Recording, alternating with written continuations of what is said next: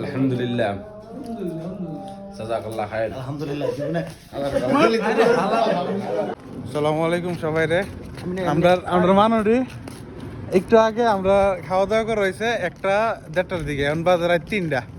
এখন আবার সবগুলা খিদে লাগছে। খাওয়ানো সন্ধানে চলে যাচ্ছি আমরা বিন্দেশে। এটা হচ্ছে ভৈরতলার বেড়া, আর এটা হচ্ছে শামসুরের বেড়া, আর আমি এলাকার হই, আমি স্থানীয় এলাকার লোকাল হাফাল বাতানের বাস। যাই দেখি কি পাওয়া যায় বাকালার মধ্যে। তো বাকালার মধ্যে এসে পড়লাম। বাকালে এসে 10 মিনিট ঘোরাঘুরির পর কিছু ডিম নিলাম, তারপরে একটা ব্রেড, তারপর একটা চিপস, আর ওরা দুইটা আইসক্রিম নিয়েছে। আমি বললাম আমি আইসক্রিম খাবো না, আমি চিপস খাবো। তো এর আইসক্রিম খাইতেছে, আমি বললাম যে আইসক্রিম খাইবা, আইসক্রিমের সাথে চিপস মিক্স করে খাও, খাই দেখো অনুভূতি কীরকম। তো ওদেরকে দেওয়ার পরে এখন আমরা একটু চারপাশে দেখতেছি, আপনাদের দেখানোর চেষ্টা করতেছি কীরকম লাগে। বাসায় এসে দেখি এরা মাত্র চুলার মধ্যে আগুন দিত, এতক্ষণ তো আর বসে থাকা সম্ভব না।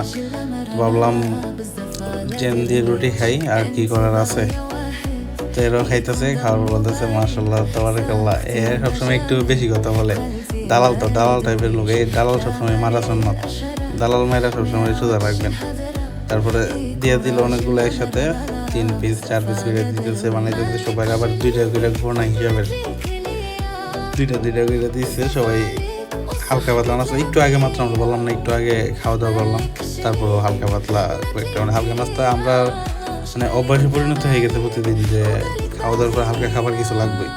সবাই খাইতেছে।